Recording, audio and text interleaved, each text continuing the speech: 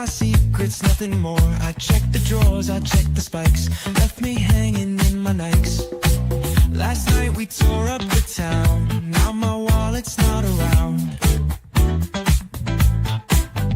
Call the cops or play it smooth, pay my debts and start anew. Hey, hey, where'd it go? My cash, my cars, my flow. Don't you know what's gone? Now I'm broke from dusk till dawn. Dancing lights and screaming bass, drinks were flowing in that place. Left a tip but lost my grip, now my wallet's gonna slip. In a world where financial advice is as blurry as a wild night of cheap Jell-O shots, clear your head and your monetary halitosis with the About That Wallet Show, hosted by Anthony Weaver. Leave those Jell-O shots for the amateurs and learn to indulge in the top shelf bottles, baby. Now, here's your host, Anthony Weaver. Oh, what up, everybody? Hopefully y'all can hear me okay. I'm actually trying to figure out where all my music is at because I've been playing around with my stuff, trying to figure out where some of my clips are. Because I was actually playing around with what my audio is. So if you hear me playing around with stuff, it's because I'm trying to do a reset. It's 2025 and I need to do a reset on my stuff because I was sitting back thinking, what is it that I'm missing for my show, for the audience, for you to have a great time and also try to attract new people? But for those of you who are new to me, as the introduction said, I'm the host, Anthony Weaver, and what we'll be drinking today, which I'm trying to get rid of, but I'm not trying to waste my money either.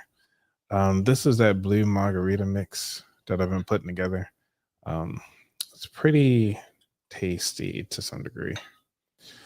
However, yeah, it's called a blueberry wine cocktail. If you guys ever drink that, it might trigger some people to relapse.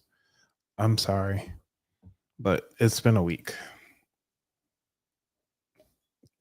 So we're going to drink to that. Okay.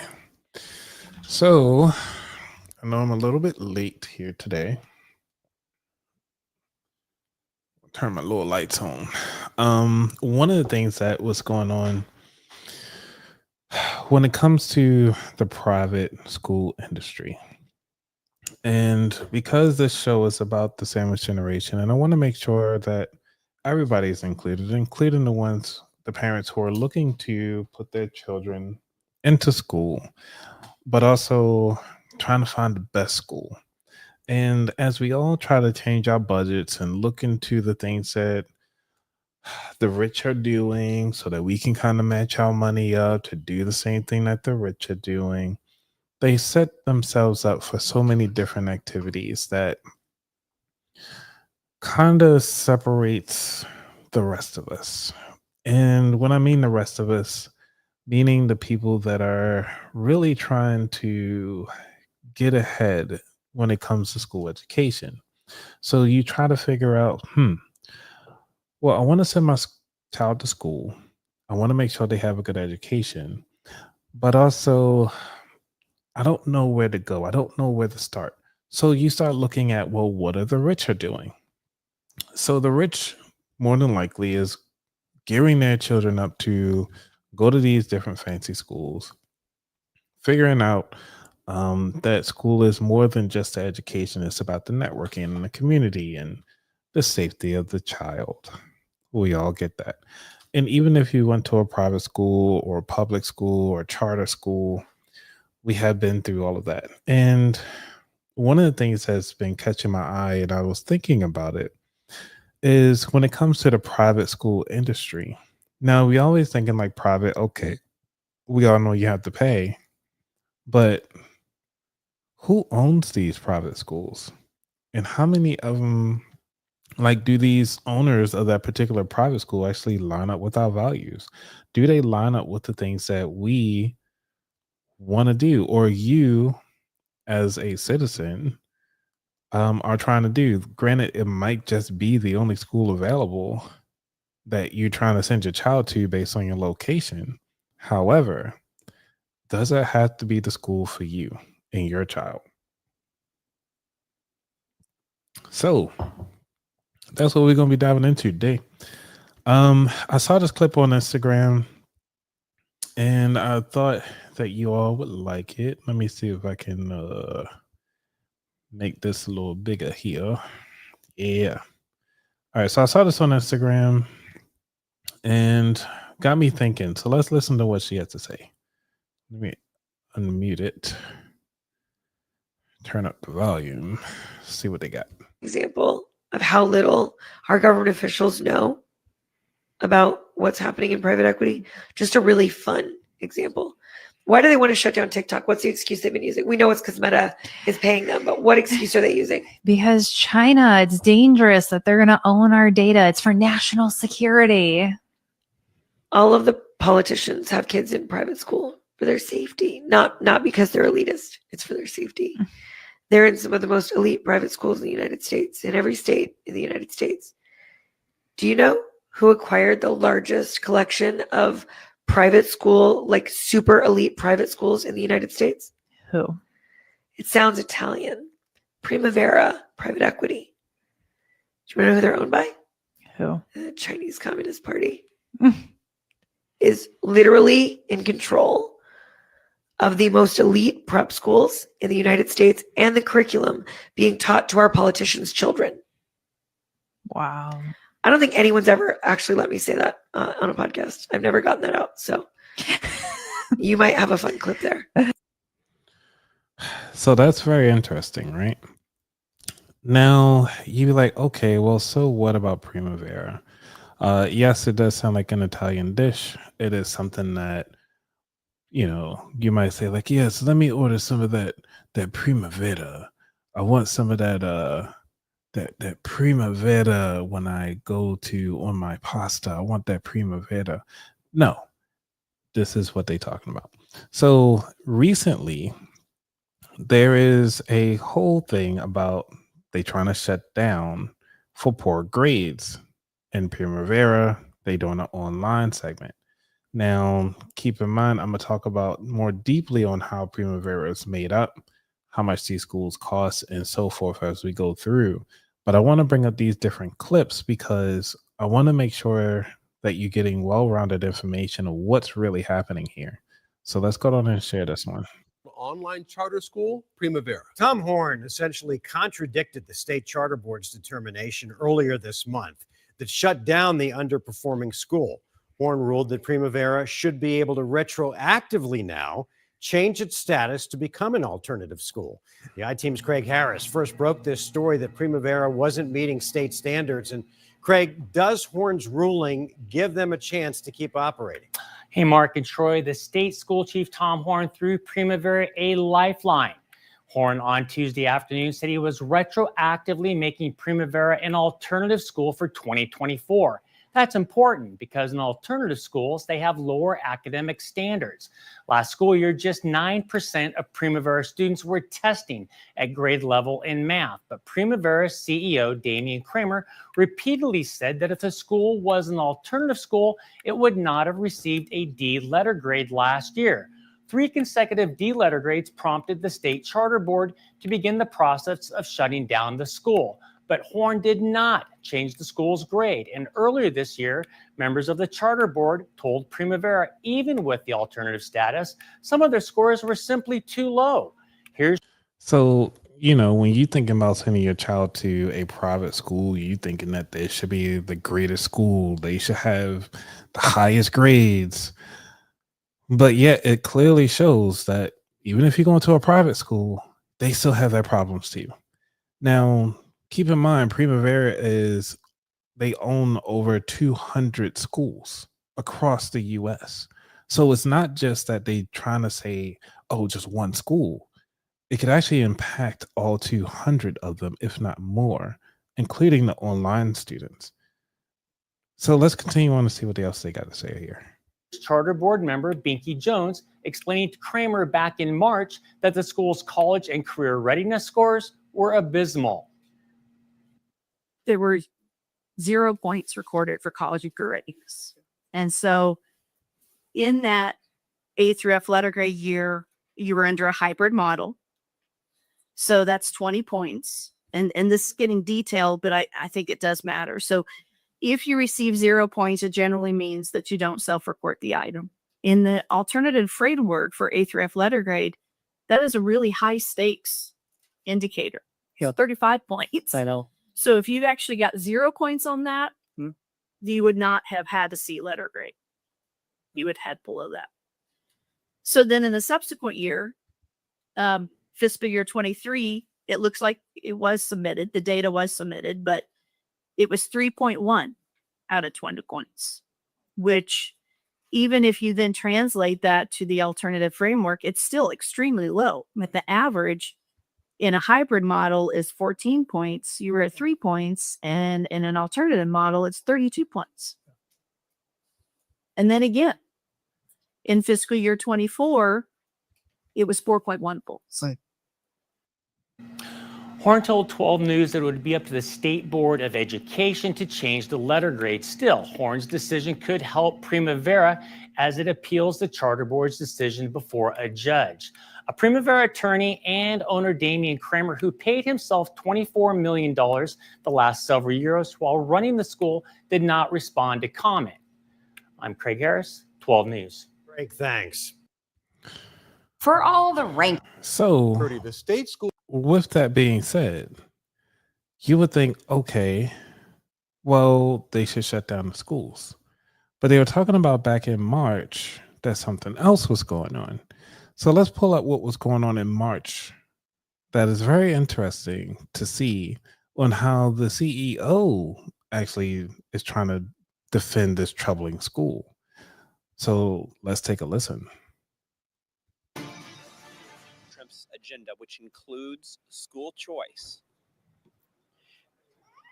is highly favored by the vote. And welcome back to Square Off. Why is a former lawyer for President Trump working for an Arizona charter school that could be shut down by the state? 12 News investigative reporter Craig Harris was at a Capitol News conference this past week where the lawyer defended the owner of Primavera Online Schools. The 12 News I-team revealed that for years, Primavera failed to meet state standards while the school and owner raked in millions of your tax dollars. Craig Harris reports that the lawyer and others at the news conference claimed the Primavera investigation was an attack on school choice and Donald Trump. At Wednesday's press conference, founder and CEO Damian Kramer again blamed an administrative error for the problem. He said that caused Primavera, which caters to alternative students, to be graded as a traditional school and higher standards. He added State School Superintendent Tom Horn was going to help. It was an administrative error on our side. That was our fault, and we take full account.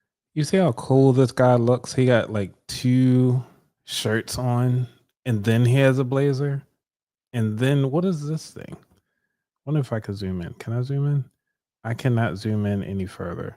But he got like something on his lapel here. And that's how you know he's so cool, because they got on 2 shirts. Okay. He got like a dark green and a blue shirt.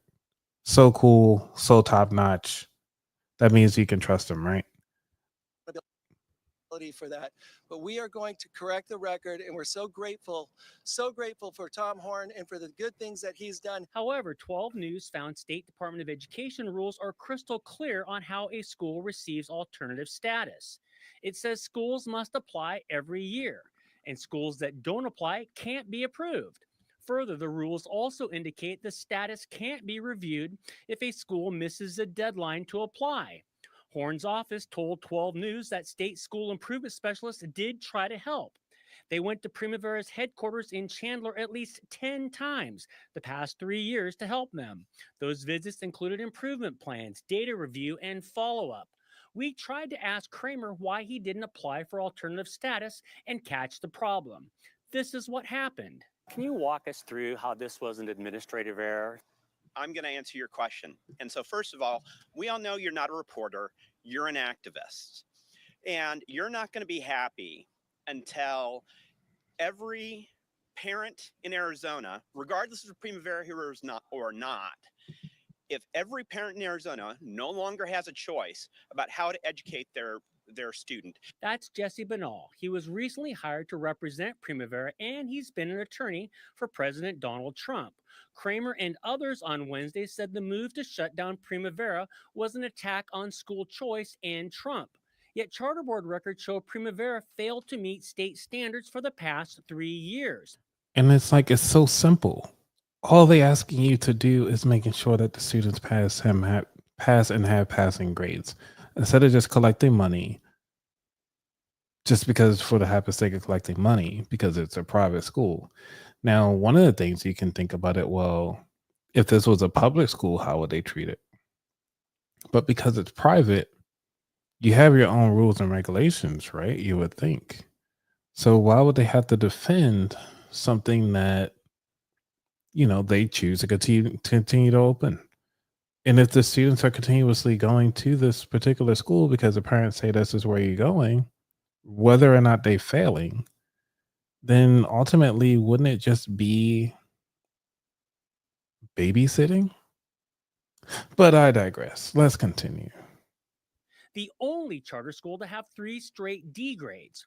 The percentage of students proficient in English and math also plummeted at Primavera, charter board records show. And just 9% of Primavera students were proficient in math last year. All the while, Primavera got more money from the state as enrollment boomed. Last year, Primavera got nearly $80 million in funding.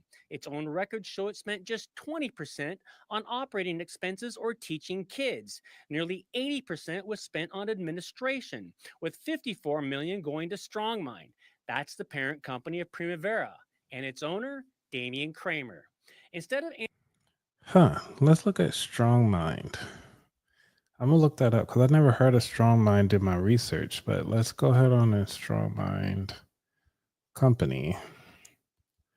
Let's see what they got here. Okay. So we're looking at their website. They talk about the curriculum, how it works. Okay, so they got homeschool success simplified in 3 steps. Now, for those of you who never did homeschooling, you can actually go to these particular schools, or I guess you could say curriculum managers or companies that would actually provide a course curriculum for you to teach your child based on the state regulations. And I believe they're still under I think they got rid of the No Child Left Behind, but the Common Core standards for your particular child at your particular pace of the child. And you can do all of that on your own. And the reason why I'm able to speak to this a little bit is because my prior ex, we were actually tag teaming on teaching, doing homeschooling for her daughter. I was handling some of the math projects, and she was doing more real world practical activities to kind of finish the curriculum that we had to go through. She was able to talk to some of the teachers. She was able to call in and get some assistance if she needed assistance. But majority of the work was actually hands-on real world experiences as a homeschool child. So that was actually pretty cool. And there was like some other activities that you could do in the community to meet other homeschoolers. So during the day, they'll go to like the museum or go to the aquarium and do their course curriculum that way. So the homeschool thing, this is kind of how it works. But it's interesting to see how they have it here. It looks really nice. They talk about utilizing AI in the classroom or really at home, how they build out your portfolio, building confidence. It looks pretty trusting, right? But the CEO looks so cool, right? Look at this guy. Like, with the 2 shirts on. Like, I want to be able to rock a forest green shirt under a blue shirt for the high school, and then throw on a blazer on top of that with the sun blazing on you. How cool is that, right? Guy's so cool. But for a CEO of doing that, and is in Arizona, that's where it's located. And now let's look at the pricing for homeschooling. So it's $30 a month. to trying to do this particular program, right? Now imagine you got so many kids doing this for $30 a month, which is really not bad at all. It's a great value. It's like $1 a day. And because you're getting AI, that's probably why they able to make it so cheap. It's almost making you feel like, oh, this is so great to do this. Monthly billing, $30 a month, cancel anytime, annual, $300 per child per year, which usually if you go to a traditional school, when you do the free and reduced lunch applications, the school actually receives about $1,000 per child when you actually fill out that application. This is average here. Again, my numbers could be old. They could have went up. So when I was teaching, I'll say back in 2010, maybe 2009, they were actually doing about $1,000 per child.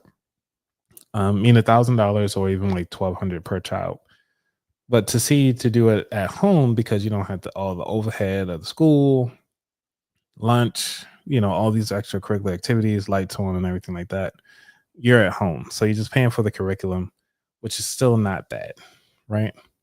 And then multiple payment options are available, of course. I mean, honestly, it's actually pretty cheap to do this curriculum with the AI guidance. Not bad pricing. It seems really cool. They got the community set up if you want to get your child in there. It sounds great, right? But the CEO is really, really not making it seem cool. So let's continue on, see what else he got to say. Answering questions about how their money was being spent and why students are continuing to struggle, Primavera's attorney said the move to shut down Primavera was political, and he blamed teachers' unions. We hope that everybody's going to do the right thing, but unfortunately, we know that activists have infected this process far too much. But the charter board, which voted 7-1 to begin the process to close Primavera, is dominated by Republican appointees. Her hair is Governor so cool. Katie Hobbs, a Democrat, appointed just one member who voted against Primavera earlier this month. 5 of the votes came from appointees of former Republican Governor Doug Ducey, and 1 came from the appointee of Republican Tom Horn. At the end of the press conference, we tried to ask Kramer about his claims. He walked away. That was our Craig Harris reporting. Primavera owner Damian Kramer declined to answer our questions. And Republican school superintendent Tom Horn distanced himself from Kramer's suggestion that Horn could bail him out. Horn's office said in a statement, quote, "The current issue is within the jurisdiction of the charter board. I have no power or influence over that." A final decision on Primavera's fate could be months away. When we come back, why Secretary of State Adrian Fontes is angling to run for Raul Grijalva's seat. All right, so that sounds good, right? That sounds like they got some traction. They know what they're talking about. But it just doesn't seem right. It doesn't sit right. Like, why so much defense on trying to keep them open? Why is there so much push and pull to continue on this project when it's not performing as it should? So my question to you is, should private schools continue to operate if the students are failing, even though you're paying so much money for them to teach your child? So I want you to think about that. I got more news. This is great because I'm showing you news upon news upon the news because I can't teach you all of it. There's a lot of research that's gone into this on why is this such a big deal. And the reason why I want to shed this light is because a lot of you all think private school is the way to go. However, there's a lot of stuff that goes on in the background that you need to understand when you send your child to private schools. So let's continue. See what they say. multi-million-dollar payouts could soon become a private school. This comes a Valley charter school that received multi-million-dollar payouts could soon become a private school. This comes shortly after our I-Team investigation that the state charter board began the process to shut down Primavera. Investigative reporter Craig Harris, who broke this story, is here to tell us Primavera may now tap into another source of tax dollars just to stay open. Craig? Good evening, Crebe and Tram. Primavera, with thousands of students, is fighting to keep its charter and run a public school, but it recently told parents that Primavera is also starting a private school, and it wants them to get vouchers from the state to pay for those kids.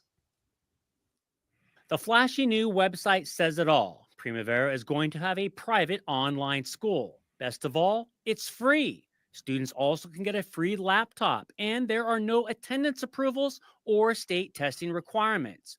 But there is some fine print. It's only free to Arizona students who get an empowerment scholarship or voucher from the state. Vouchers are costing Arizona taxpayers about $1 billion a year and counting. Primavera owner Damian Kramer, who paid himself more than $24 million. As you see, I mean, they can't get rid of this cool shirt here. I mean, if I could really zoom in on this, and let me see if I can get my little zoom in. This is great. Like, I like that they keep bringing up this guy's this guy's shirt. It's so crazy. Since 2017, declined requests for comment. He continues to appeal the charter board's effort to shut down Primavera after the school received 3 straight years of D letter grades.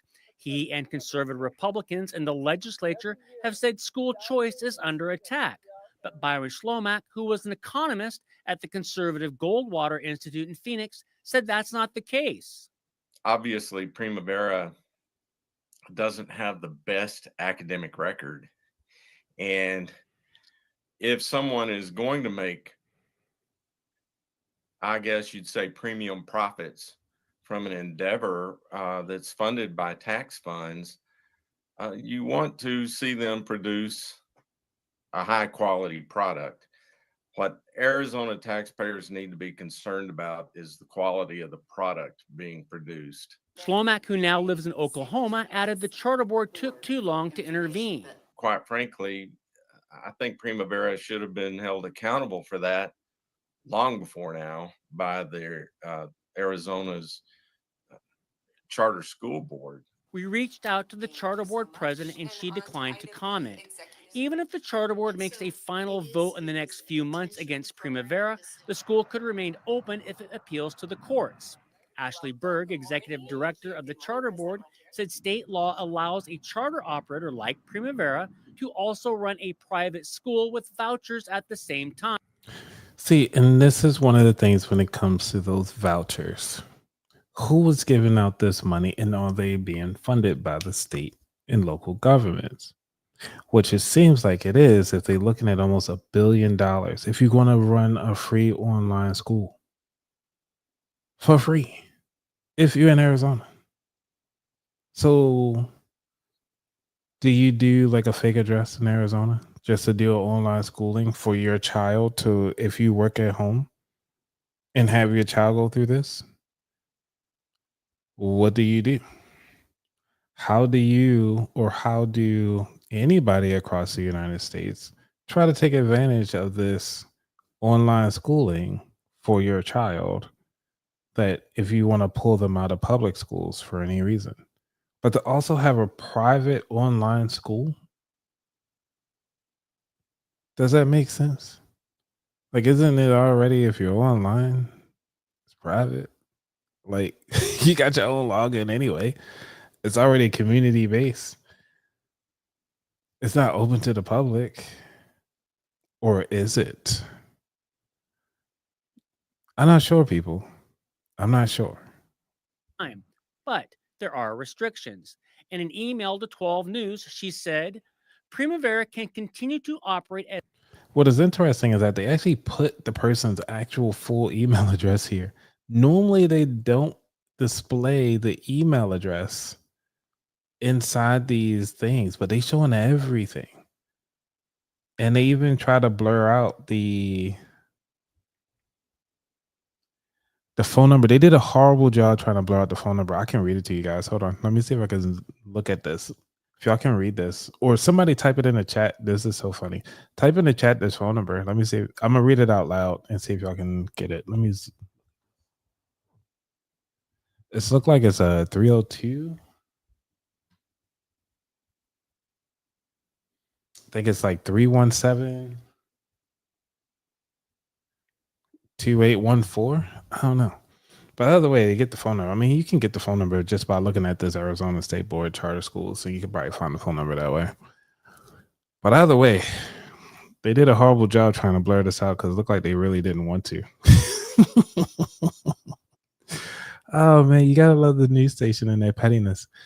Let's continue. Like, if you look at the subtle differences when it comes to pettiness, it's just amazing on how they do very little editing, or they just don't care. There's like, look, we got the email. We're going to post it up. Here you go. We're going to put Ashley Berg, the executive director, on blast. So whatever. You get it. As a charter school, but it cannot enroll students who are using ESA, Empowerment Scholarship Account funds. In addition, the administration and operation of the charter school must be separate from the administration and operation of the private school. So how much would Primavera make by going private and taking vouchers? Currently, a traditional charter school gets about $9,300 a year for a full-time student. An online school like Primavera gets $98,000. Hold on. You mean the school, online school, get $8,900 and they don't have to bus them anywhere? You're not paying for anything additional except that you're just logging in online. And a $400 discount? No way. Ain't no way. Like I'm in the wrong business, clearly. Like, let's continue. $900 a year for a full-time student. And a private school gets about $7,500 a year for a voucher for a full-time student. So Primavera would lose some money as a private school. However, there is no state oversight for private schools taking vouchers. That's the thing. There is no oversight because it's a private entity. It's like a full business.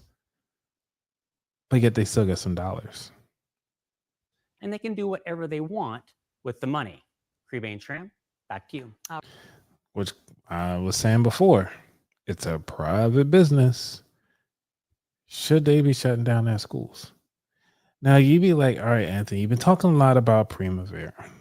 Primavera this, Primavera that. Can I get some Parmesan cheese on my Primavera? Can I get some Primavera on my Primavera for my eggplant Parmigiana? You know what I'm saying? Or Mexicana or Parmigiana. But then it start thinking, okay, Primavera owns all this stuff. Because everybody got to talk to Jay-Z. All right, so what does Primavera has? But before we get to that, I want to take a small commercial break, before we get into all the other fun stuff. Start digging into Primavera. Who do they own? How many schools are actually under them? And what do the rich do to actually privatize this whole project?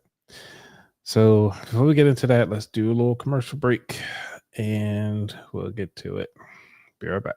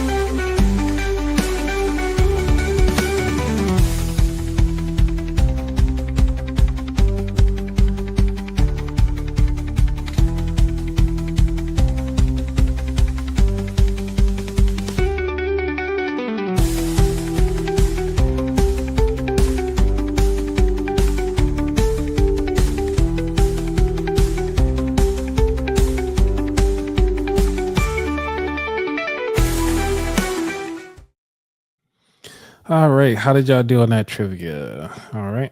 I mean, y'all probably seen it. If y'all have been here before, y'all know what it is. If y'all just tuning in, I am your host, Anthony Weaver, of the About That Water podcast, where we help the sandwich generation build strong financial habits so that you can spend money, talk about money, and enjoy your money with confidence. And what we are talking about today is some of the rich families in Washington, D.C. often send their children to Primavera Capital Group schools. And so now that we understand what Primavera is, yeah, we're like, well, how much does it really cost to actually go to, a private school? Honestly, some people actually spend, about $50,000 just to send their children to school. But then you'd be like, well, then where did private schools even get started? Like, how? So found a lovely article here from the Southern Educational Foundation. And because of the Southern Educational Foundation, they actually did a pretty good job talking about the historical side of the house of private schools. So the race in America. I'm gonna zoom in here so it makes life a little easier. Wish I had like a cool highlighter like they do, but we're gonna deal with the screen for a moment. And they're saying that private schools may have a long honorable tradition in America that goes back to the colonial times, but that tradition ended, at least in the American South, in the last half of the 20th century when they used to when they were used as safe havens for Southern whites to escape the effects of the impeding and ongoing desegregation mandates. This exodus from the public school began in the 1940s when private school enrollment in 15 states of the South rose to more than 125,000 students, roughly 43%, in response to the Supreme Court decision outlawing segregation in graduate and professional schools in the South. So this is actually interesting. So you got to think back that most of these private schools was like, you know what, we don't want our kids to mix with everybody else, so we just want to form our own. So from the 1950 to 1965, private school enrollment grew at unprecedented rates all over the nation, with the South having the largest growth, right? So we're gonna skip through, and they were talking about like the mid 1960s to 1980 as public schools in the Deep South began to slowly desegregate. Through the federal court orders, private school enrollment increased more than 200,000 students across the region, with about 2/3 of the growth occurring in 6 states: Alabama, Georgia, Louisiana, Mississippi, North Carolina, and South Carolina. So I wanted to bring that to light mostly because I wanted to talk about how it started and where it's going. So this article ends out that, eventually, I'm going to see here. Eventually, the IRS instituted its new policies, but faced backlash from religious private schools in the South. This fight culminated in a 1983 U.S. Supreme Court case that upheld the application of the IRS ruling to religious schools in a case involving Bob Jones University, a fundamentalist Christian school in South Carolina. As a result of the new IRS rules and the Bob Jones University case, all private schools in the South began publishing regular statements of non-discrimination in admission, and most began admitting at least small number of Black students and other students of color. This marked what should have been the end of the state-funded segregation in private school and the beginning of a new era of integration. This was not the case. Okay, so keep that in mind, that it's still going on today, as far as the reason why a lot of people prefer private schools over anything else. So it got me thinking, well, okay, private schools were important, but how many schools actually are owned by Primavera? Since we're talking about private schools, I want to keep it focused on Primavera. This is the focus here. Now, keep in mind, there are so many other private companies that own these private schools. But we're talking about Primavera because it's interesting that it's Chinese based company and how it is actually being utilized inside the US when majority of the time you hear out on the news it's like, oh, China is bad, China is this, and China is that. However, if really people take time out to understand how integrated all of these countries are, you'll notice that there are so many uh, things that people love to do in order to say, like, hey, the US really is a melting pot. It's just that depending on what day of time in the news or what year you listen to the news, the country that is actually helping out educate the students or even your kids, if you're watching this, if you actually have one of your kids in these schools, how closely related these countries are in when it comes to the influence of your child being educated and who's running the back end. Because remember, we talk about where is your money going, who is utilizing your money, and how to best invest your money. And if you want to invest it in the things that you really want it to go towards. So you're thinking, yes, I want my money to go to the best education for my child. But it's also, you can't say in that same breath, depending on the school you go to, that I don't want to go to China as well. So this is why you need to start digging into, okay, well, who owns the business that owns the business of the business that you want to invest in?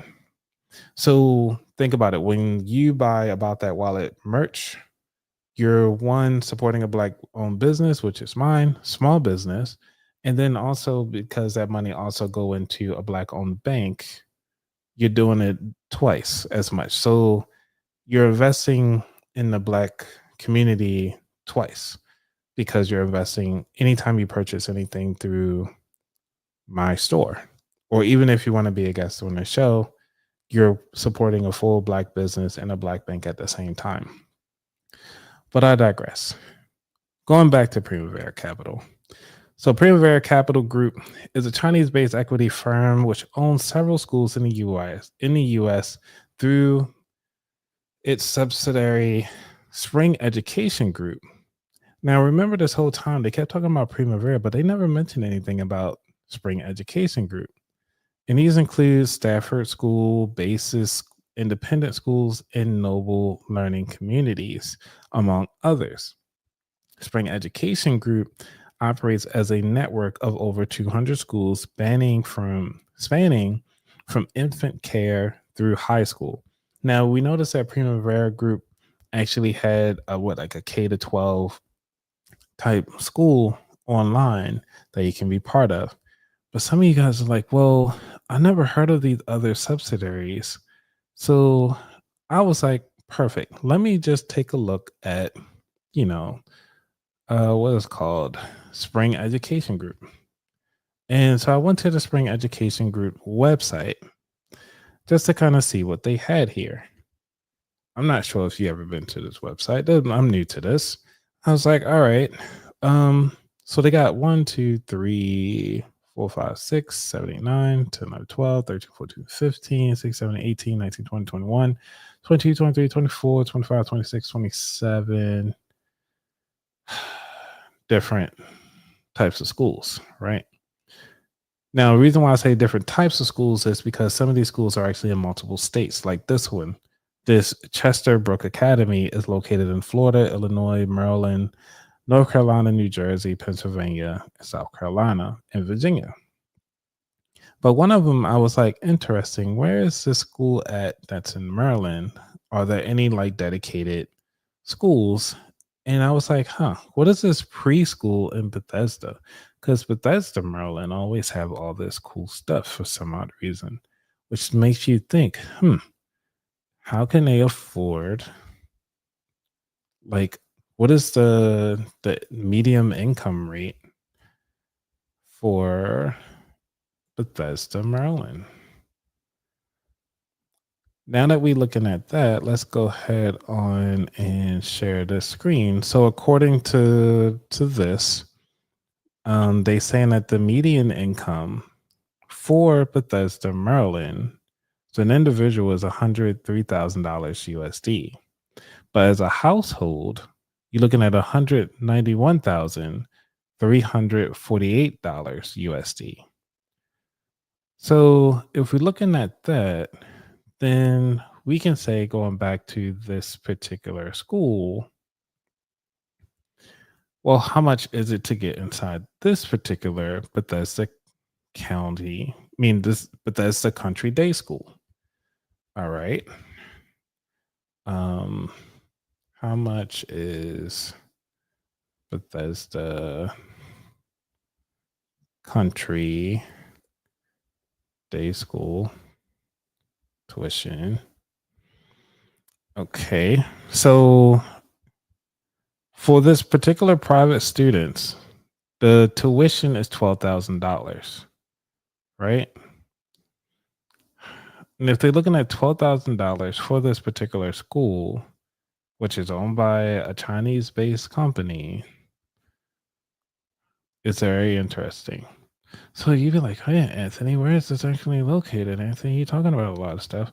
Let's go down and check out Google Earth. I actually like this part. No, it's not doing the thing I was wanted to do. Let me do this. Control X. I want to do a new project. I actually like the little zoom in thing. So do a new project and say, take me to Maryland. I like the Google Earth view. Right? Can y'all see that? Yeah, y'all can see that. Okay. So they don't do a little Google. I like the little zoom in thing. So we take it all the way out here, right? Then we're going to go to that and hit enter. Zoom in, do the thing. Yeah. Do the thing. Yeah. I like it does this. Yeah. Zoom all the way in. It's not zooming in like I want it to.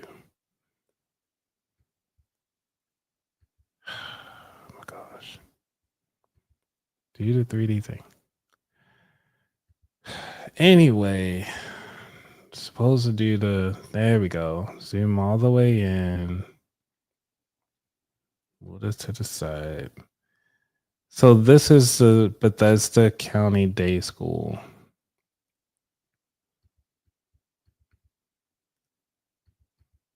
It's supposed to spin.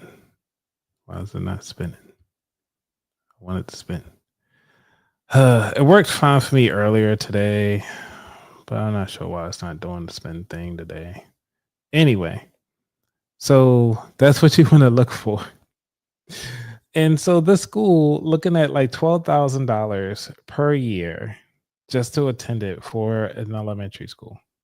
I'm like, okay, why are they spending so much money to teach a child about, whatever ways that the Chinese government decide that they want to teach a child? Now, does it mean that they are doing this maliciously? No, it could just be something like, hey, we want to help the American people because they helped us out in so many different ways. So, who knows? This could be one of those things where it's just too big to fail.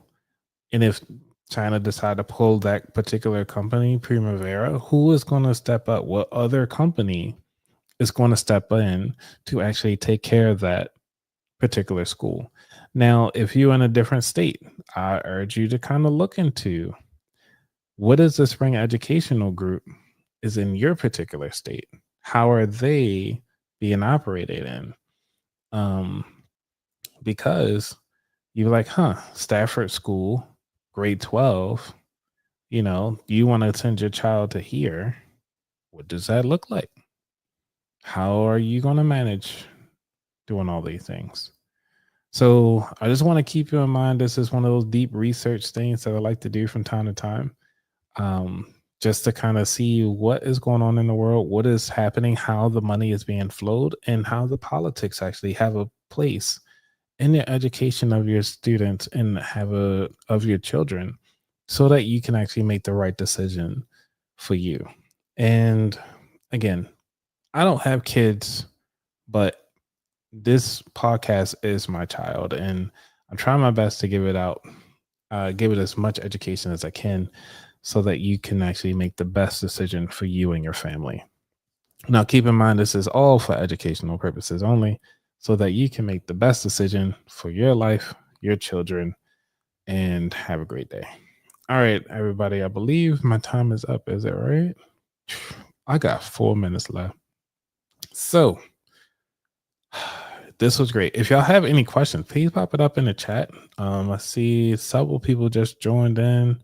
Just welcome, welcome, welcome. Thank you for being here. Hopefully you learned something new today.